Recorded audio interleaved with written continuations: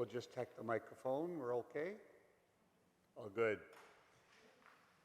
I speak to the name of God, who is creator and redeemer and sustainer of all life. Thank you for your invitation to be with you. I always like it when ministers are on sabbatical, and it gives me a chance to say hello to people. And so I hope Stephen is doing well on this time away of refreshment and education and encouragement in his ministry here among you. And I'm glad that the congregation, with Eric and Roberta, is doing so well.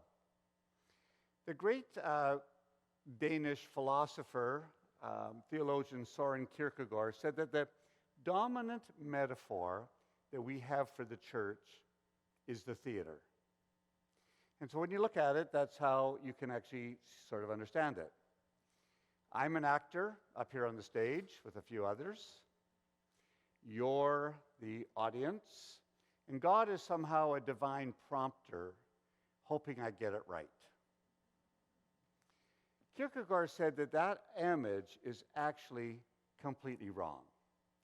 And he said we have to take a church and turn it around for you to understand that it's actually me, the minister, who is the prompter. You're the audience. You're the actors, and God is the audience. And you think about the difference in that. If you have that first metaphor of you being the audience and me being the actor, you can go home at lunch today and say, he really got it right today, or she had a good one. But if you turn it around the other way, so that you're the actors and I'm merely a prompter, it's God who sits down at lunch and says, they really got it today. Their week may be different and the world may be different because they got it. So in that vein, I want to do a little test with you. And I'm going to have a little true and false set of questions for you. This is not rhetorical. We're going to vote. First question, true or false? Carrots can help improve your vision. True? Put your hand up. False. True wins. You catch colds by going outside. True? False. Well, what did you think when you were young? Cracking knuckles can lead to arthritis. True? False. Napoleon was short. False. Hair and nails keep growing after death. True? False. Giving children makes them hyperactive. True? Giving children sugar makes them hyperactive. True? False. Bats are blind. True? False.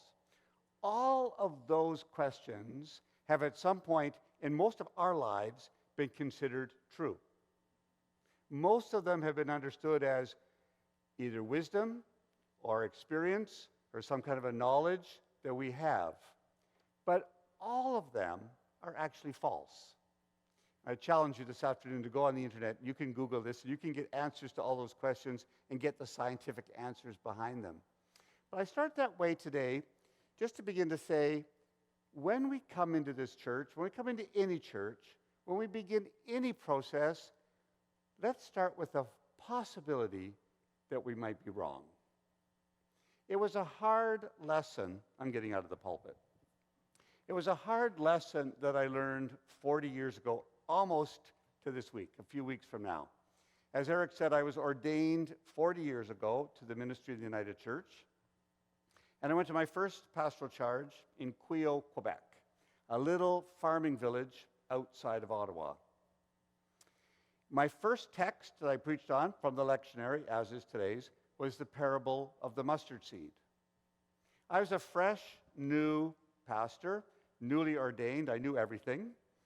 And I did my research on the text. I read some of the historic interpretations of the parable of the mustard seed.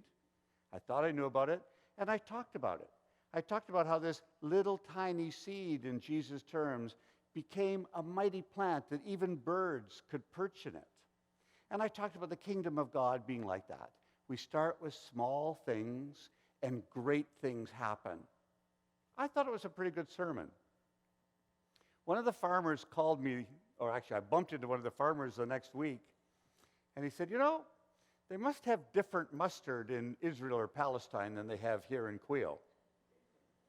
I said, what do you mean? He said, well, A, mustard is not the tiniest seed in the world. It doesn't grow into a mighty bush or tree. And nobody other than an artist may be able to put a bird in a mustard tree. They're annuals. They're not perennials. They come up in the spring and they're dead and they don't grow big. So I had to sit back and take some wisdom from this farmer who said, maybe they were different in Israel. I said, okay, we'll go with that. So I went back home and I actually decided to work on this a little bit and thought, what is mustard like in Palestine? What is the tree like?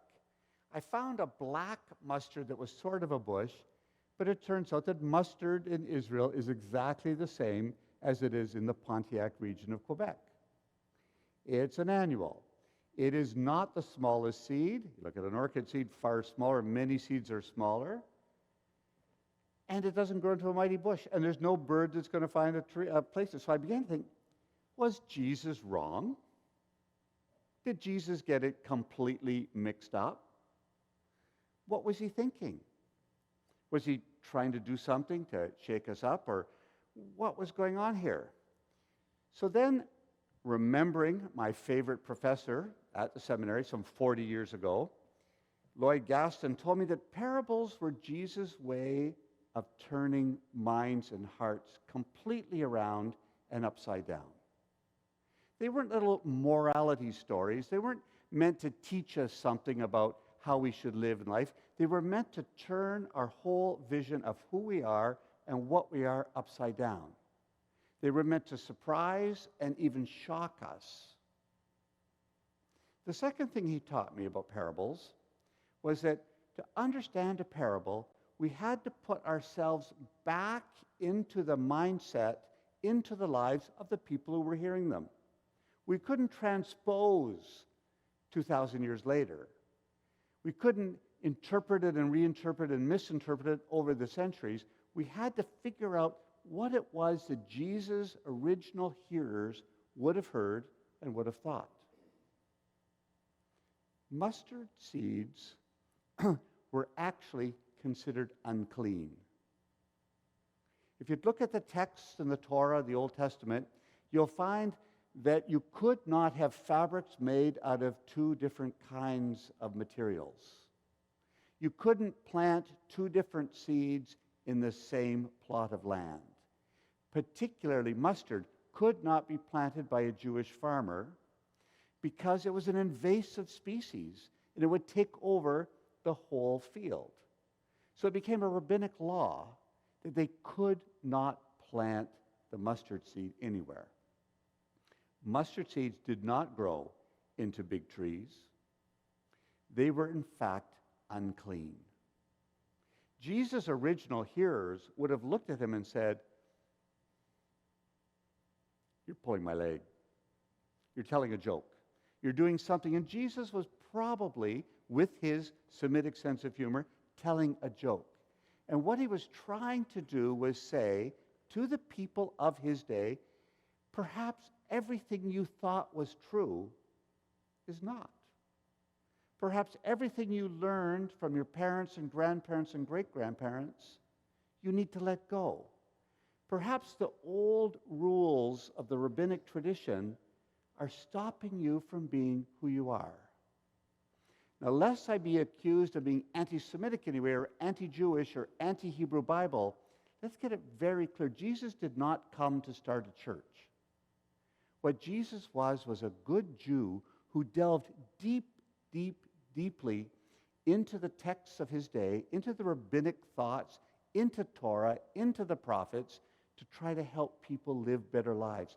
He was there to reform and renew and reinvigorate the Judaism of his day.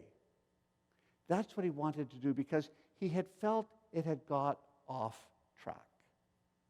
And he was trying to pull them back into a way of what was the core essence, the core teaching that God wanted the Hebrew people to have. And so he told parables. And those parables meant to turn the world upside down, to look at what they had always thought. And he did that throughout his ministry. He did that constantly by breaking down barriers and talking to women when no rabbi would talk to a woman, talking to Gentiles when no good rabbi from the Hebrew faith would talk to a Gentile, making the hero of a parable the Samaritan, who were unclean people. Taking the world and turning it upside down to say, let's start over again, and let's see what it is that we can do in this world to make a difference. My fear is that in the modern United Church, which is now approaching its 100th anniversary, we have decided, because we don't always get what Jesus says, we don't always understand the Scripture, we'll toss it away and give up on it, instead of digging deeply into it to understand what it means and how it can actually be relevant in our lives today. But it demands something. It demands our intellect. It demands our time. It demands our energy. No simple answers. But it allows Jesus to be Jesus and allow us to hear him in a new light. When we think he's wrong, perhaps we need to go back into the text and figure it out. I had an interesting thought about how we could do that when I had a series of things where what this parable is about is trying to make our lives be more inclusive, be broader, be more expansive. And I'm not going to pick on Eric too much, but when he talks about, and it wasn't him, talking about the land acknowledgement, perhaps being overdone or tired, or maybe no longer relevant, so we got that point, now let's move on. Perhaps it's time to stop and dig in a little deeper. Perhaps it's time to stop and say, what is that about? Where we both honor the beauty of nature and the glories and the luck that we have, the good fortune we have to live in this land of Canada, and forget about the people who were here when our ancestors came, and the treaties that were made, which were meant to protect their rights as we overtook most of their land. The small rights that they were given under those treaties are at the core and the base of why we acknowledge the land we're on. It's why we stop and repeat it and repeat it and repeat it. Because it reminds us that we are guests and visitors on a land. We came from another place, and we've been coming to this place for hundreds of years. Newcomers came last week, even today. There will be people who land on this land today.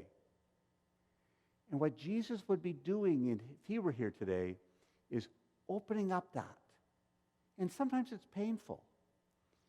People in Jesus' day knew what they knew. And they knew that it was good not to plant a mustard seed. They knew that it was good not to eat pork. They knew that it was good not to do those things. So we understand it in their context, and then we transpose it to today's world and say, how can we make sense out of it today? How can our world keep evolving? And how can we do it?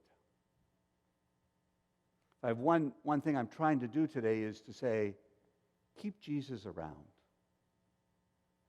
Keep Jesus here in this place, alive and central to what we do.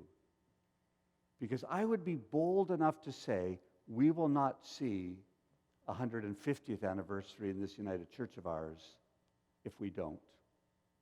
If we don't understand him as a humble Jewish rabbi attempting to make a difference in our world, open our hearts and open our minds, which is different than the philosophers that followed.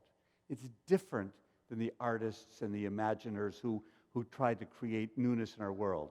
If we root ourselves in what Jesus taught us, we'll be surprised. We may be horrified. We may be humbled. But certainly we'll be changed.